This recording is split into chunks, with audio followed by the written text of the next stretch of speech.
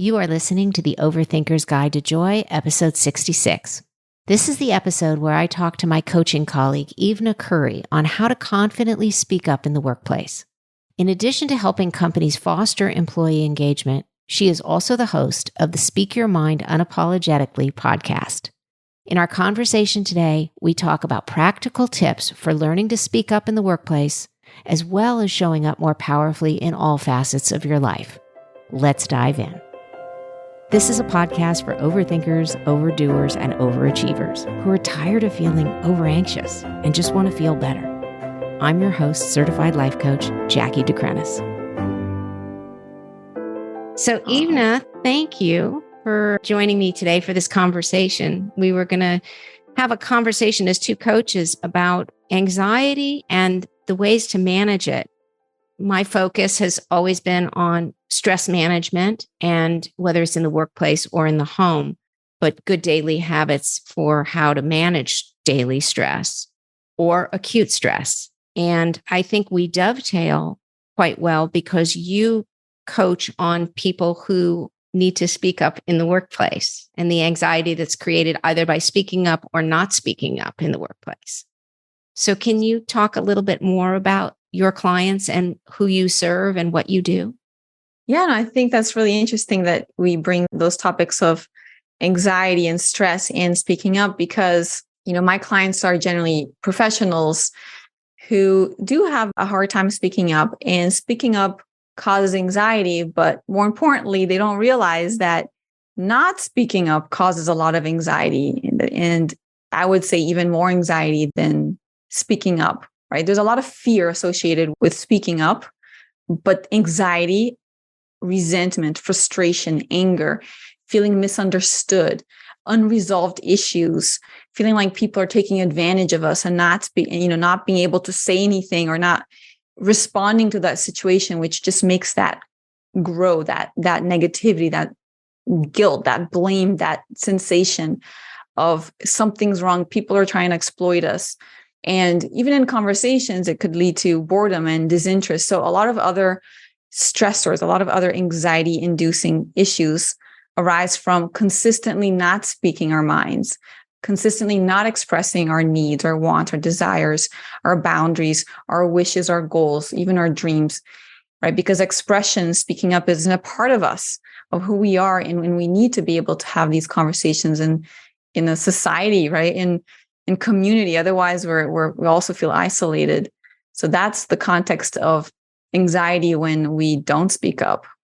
So would you say your target client is that middle manager or junior level person who's trying to find their seat at the table in board meetings, or is it more on a one-to-one basis, or is it both?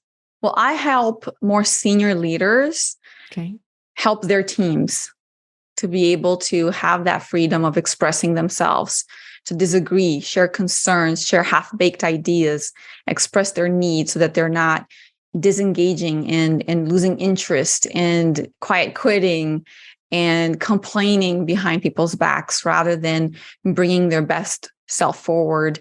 And the reality is that when most people speak up, they're happier, their leader is happier, the organization's happier, the shareholders are happier.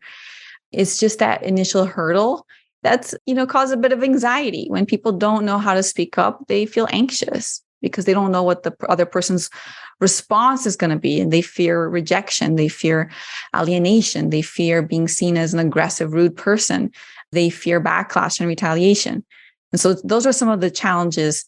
How do you see that in your world of managing anxiety and stress? I actually want you to finish that thought because I spent 35 years in corporate America. So I know very well, both from being a junior executive and a high level executive and middle management executive, that it is a tightrope walk of the first order to speak up to your boss or speak up to in a meeting.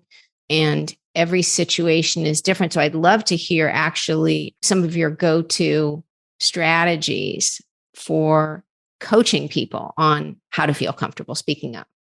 Oh, that's interesting. Yeah. So assertive communication is the primary skill of speaking up in a way that is anxious-free, that is respectful, and that is effective. And generally, people don't understand that assertiveness is a skill. So there's a way of disagreeing. There's a way of saying no. There's a way to express an idea or a concern or to push back on someone that is the superior. It's a communication skill, essentially, that needs to be mastered, which involves psychology a little bit, understanding the other person and creating safety for them. But it also involves negotiation. And so a lot of people just don't understand the skill. And that's why they're frightened, because they say things when their emotion is just, they're overwhelmed and they're already stressed and they just held back for so much, for so long. And now they're pretty much on the verge of exploding and they're full of resentment and anger. And at that point, their verbal and nonverbal language is going to be screaming aggression. And that's when the retaliation is going to happen. Now, I like to add to the assertiveness element or assertive communication skill, I like to add empathy, especially for women, for minorities, for younger people who typically experience more backlash at our higher risk of experiencing backlash and retaliation or punishment of some sort. So the empathy part really helps, but empathy really is a connection. It's any form of connection with the individual, building that know, like, and trust factor before, coming strongly against someone, using curiosity, building a bond, acknowledging, all these other tools to build connection. And so that when they do speak up with assertive communication, which is a highly effective way of getting the results that you want in that conversation, because if you speak up and just say what you think, no, I'm not going to do it, it's not helpful to anyone if it's not effective, if you're not able to influence the other party, because all that's going to do is cause negativity for yourself and for the others. And so the only point of speaking up in most cases professionally is to influence others. And that's where there has to be a skill, just like negotiation. And so most people just are not aware of the skill. And that's where I come in. But yeah, thank you for your question. And again, you deal with the senior management for how to create an environment where their team can speak up to them, but teaching if you don't have that opportunity to teach the senior leader, then is there an opportunity for a more junior person to still speak up?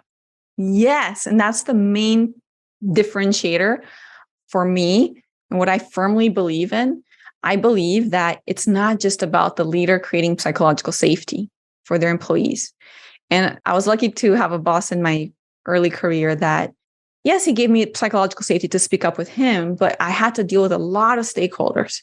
And the vast majority of them were not giving me psychological safety to speak up, and they were superiors. And my boss wasn't there in every meeting to protect me either, but he enabled me. He taught me how to speak up, right? He would show me what I had to say. And he'd tell me, like, keep on it. Like, so just, don't give up, just go and keep trying. And when I didn't want to speak up, he'd push me until I did speak up, but in the right way. And so we can't control the people around us. We can't control all of our leaders and how they respond to things.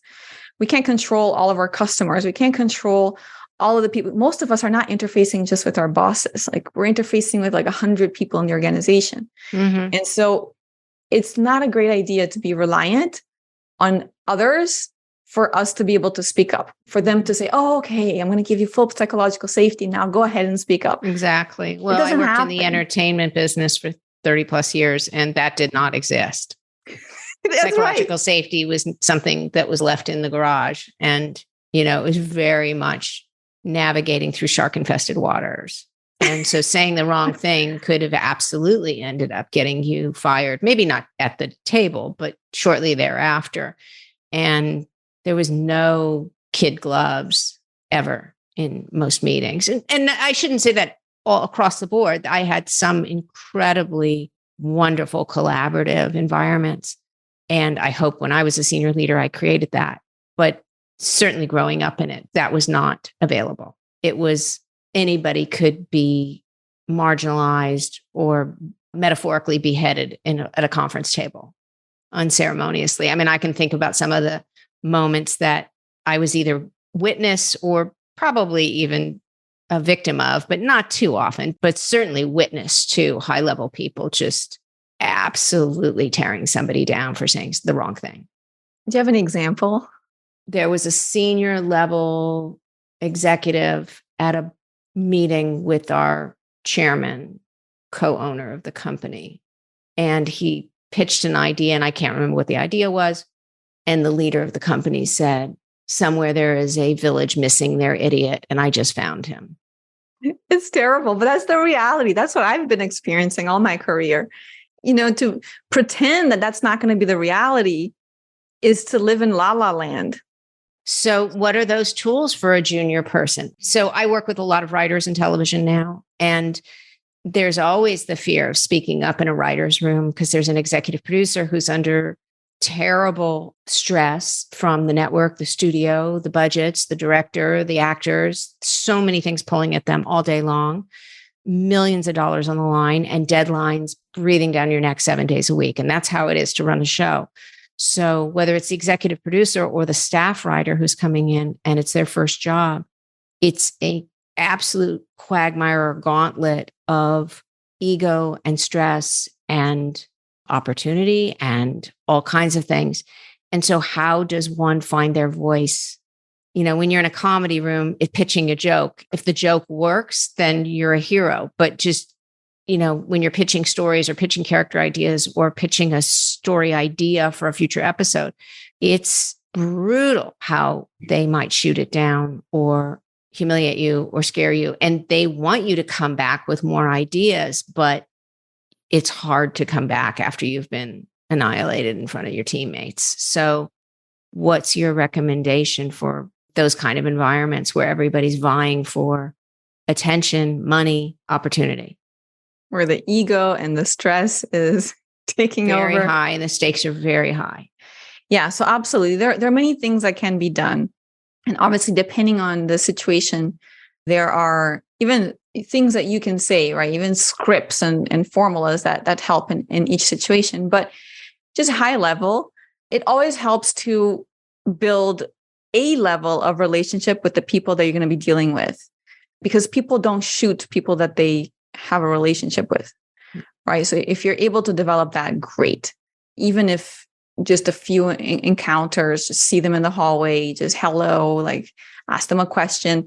Building a little bit of rapport always helps when in a situation of tension, right? So build a rapport outside of the tension. Mm-hmm. And then when you're in a tension situation, then it's much easier. They're way less likely to shoot you down. Second, it's important to be very direct.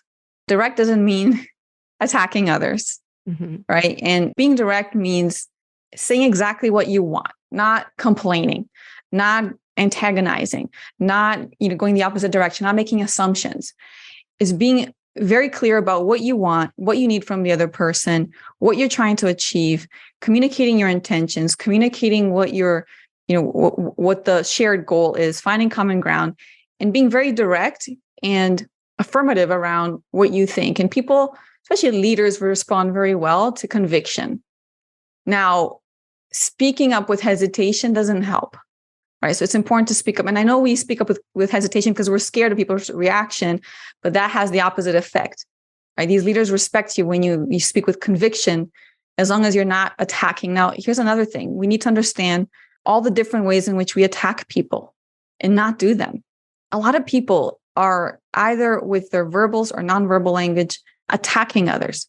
There's an indirect sense of judgment, of blame when we say things, and that's not helpful, right? And so, for example, if you're going to disagree with someone who's a few levels above you in a public forum, right, in front of other people, you want to help them save face and not make them look bad in any way, because they can counterattack. Instead of saying, "Oh, that's stupid," or "Okay, I disagree." Even saying "I disagree" is not a great way of initiating that conversation, because it creates a wall of resistance.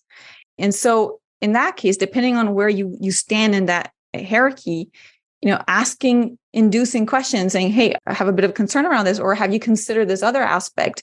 What I think is this." So expressing what your thoughts is without attacking others is a great way to engage the other in that conversation without making them feel bad or distract them with like, "Oh, I have to protect my idea now," right? Because this is an intruder.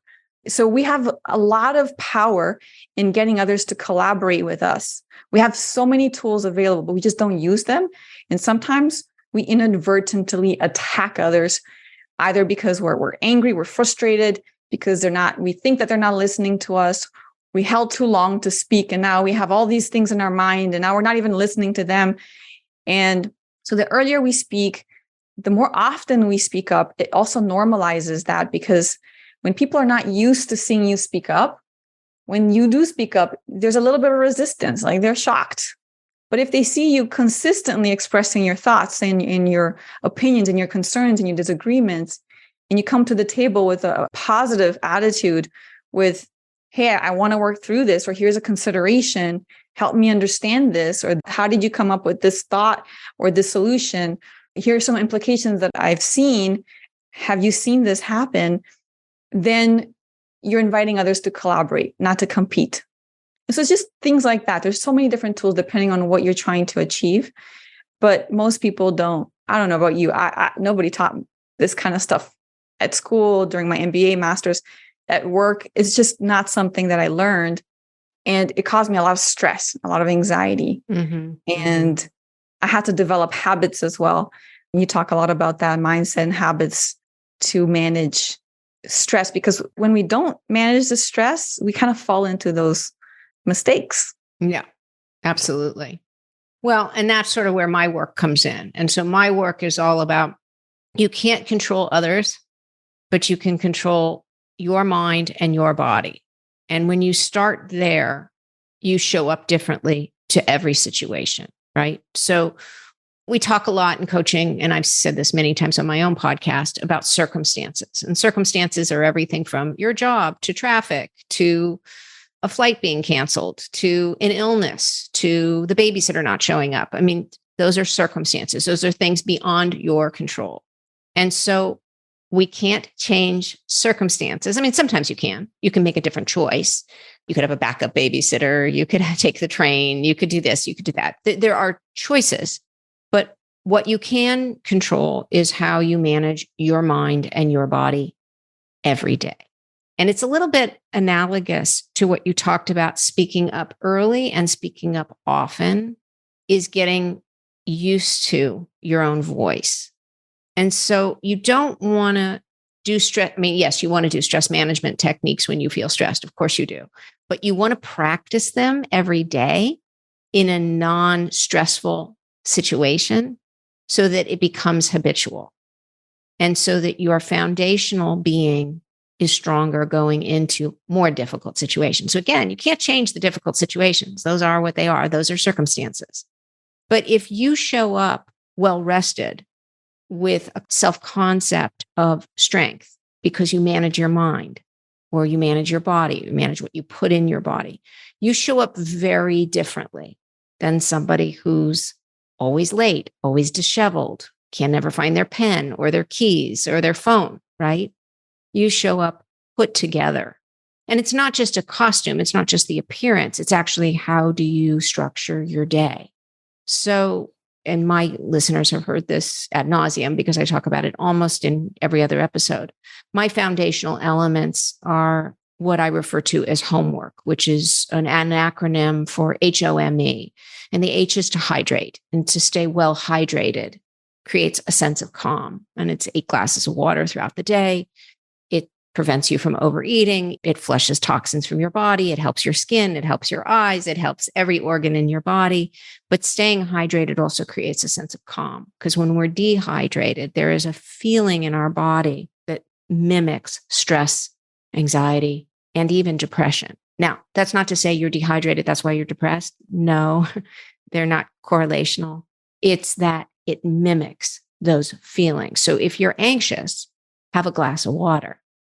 But as a habit, make sure you're having a glass of water every hour or every hour and a half of the day, so you're well hydrated. So that's the first rule. The second, the O stands for observe your levels. And that is simply, are you eating properly? So that means, making healthy choices and frequently. And that's different for everybody. I recommend eating something with protein at every 4 hours. Now, I'm not talking about a big steak and a big potato, and I'm not talking about a heavy meal. I'm talking about a handful of nuts or a slice of cheese with maybe a vegetable or a fruit. I'm just saying a snack that has high volume nutrition And it always starts with a protein. So a protein smoothie, a protein bar, nuts, cheese, a little piece of meat, whatever is appropriate for your dietary restrictions. But eating regularly and eating healthfully, again, creates a better homeostasis in your mind and body. So you show up differently. Nobody likes to deal with somebody who is hungry. You don't like dealing with yourself when you're hungry, and nobody likes dealing with you. So managing that and then resting, right? Did I get enough sleep? Do I have a bedtime? I have so many clients who stay up half the night because they're scrolling on their phones or they're binge watching Netflix. And those are the kind of habits that then have a hangover, if you will, in the morning. Because if you've been up all night, either on social media or on Netflix or on whatever, video games, what have you, you're not giving your body, your mind a chance to reset. In the same way, we don't leave our computers unplugged if we have a laptop all day, right? Eventually, you have to plug it in at night. Better even to power it down, shut off the system so it can rest so that it can function better. Your body's the same way. So observe your levels means, do I need rest and do I need food? Checking in with yourself to see what you need.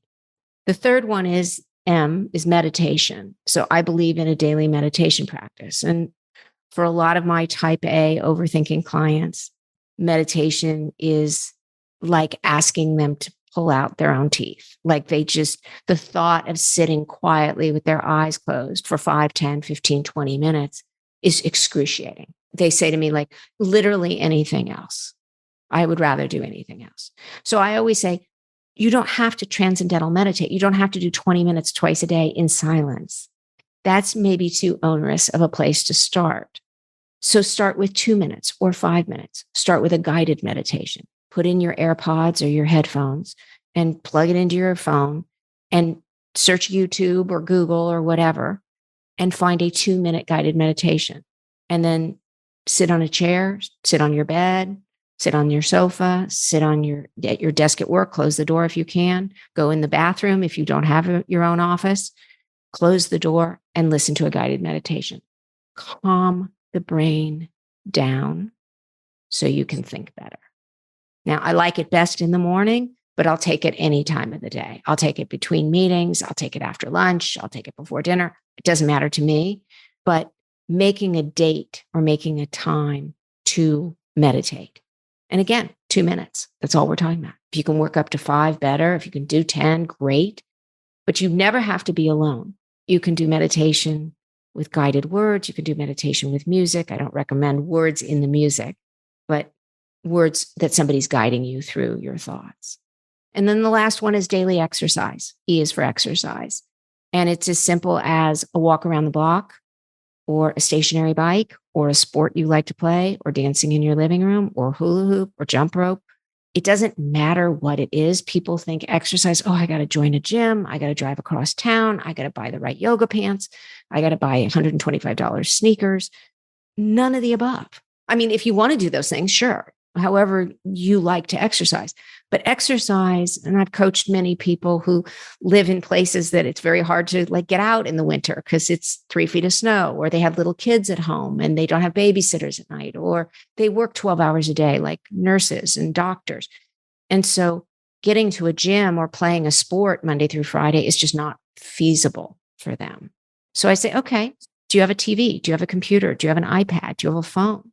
That means you have access, presumably, to YouTube. Put on a video, dance, put on music, dance. That counts. But moving your body for 20 minutes a day, a walk with your dog, a walk with your baby, a walk with your partner, a walk with a friend, a walk with a colleague at lunch, doesn't matter as long as you're moving. So those are my 4 basic principles, is the homework. And if you do those things every day as a commitment to yourself, and people say, oh, it's so much commitment. Is it really? You're going to drink something today. So it might as well be water, right? You can do that while you work. You can do that while you watch TV. You can do that while you drive a car. So water shouldn't be that hard. That's the first one. You have to eat meals. Planning your meals might be a way to get ahead of that, not getting to that hangry state, carrying a package of almonds or trail mix or some cheese with you or a protein bar. That's a good way to stay like, oh God, I have so many meetings and I don't have time. I used to work with a doctor who worked 12-hour shifts. And she said, I sometimes don't have time to go to the bathroom. And then I said, then have your nurse practitioner make sure that you're out with each patient 5 minutes early. So you do have time to go get a glass of water and take a bite of a protein bar and go to the bathroom, right? Just like sometimes it's about shaving a few minutes off each hour to hit the reset button for yourself. I wouldn't want to be the patient for that doctor without food, dehydrated, right, and not having gone to the bathroom or slept well, or any of those not having slept well. Like I would not want to be that patient. Right. You would rather your doctor go take a sip of water, go take a bite of some almonds, run to the ladies' room or men's room, whatever kind of doctor you have, and show up with a clear mind, talking to you about whatever is happening for you. So they're basic, kind of like kindergarten level tools. But when we practice them, when we schedule them, when we show up for ourselves, we then show up very differently to the fire. Literally, whether you're the fireman or the ER doctor or the comedy writer or the C-level executive in a major corporation. When you fill your own cup, you show up to the meetings, you show up to the problem solving, you show up to the clients or the staff meetings differently because you feel like you've taken care of yourself first. Or you're about to take care of yourself, right? You're going to go do that, right? You might be after the meeting that you're going to do those things. And when you've taken care of yourself, not only do you have a lot more mental clarity, but let's say you're having one of these hard conversations, you're able to really understand yourself, what you're trying to achieve, but also you're able to read into the other person. Because if you're hungry, if you're tired, it's very hard to actually be present in the moment of that conversation and read the response, read what the other person is actually trying to say so that we can pivot our communication in our body language accordingly. Yeah. Right. Because a dialogue, a hard conversation is not a one-way street. We need to be constantly in tune with the other person and adapting our language, adapting our approach to be able to be effective. And we can't do that if we're not doing the things that you just shared. Well, the other thing is it's super important to model it for others. So whether you're a senior leader in a company and you model that this is acceptable behavior, like if I owned a major corporation now, I would make sure there was a meditation room. I would make sure there was a yoga room where people could go stretch out and take time for themselves in between meetings. I would make sure that there were healthy snacks available all the time so that people aren't downing candy and caffeine all day to refuel. And there's nothing wrong with a cup of coffee here or there. And there's nothing wrong with some dark chocolate occasionally. And I'm not suggesting that you be a monk in the way you live or the way you eat. I'm suggesting that when we start to make healthy choices, we show up with greater conviction, all the things you were talking about, right? More certainty, more confidence. And that's going to then, as you said, result in greater communication and probably being more influential.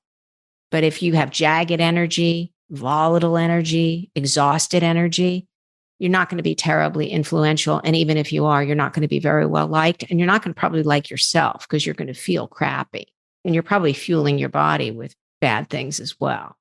So that's sort of my recipe for management of daily anxiety as well as acute anxiety. And, there's many, many more tools because as the situations or circumstances become more serious, then you need other tools too. But this is a good foundation to start with for pretty much everybody. So let me share a quick story. Throughout my career, I always, before I got married, I would email my mother, every time something was not well, when I wasn't feeling great.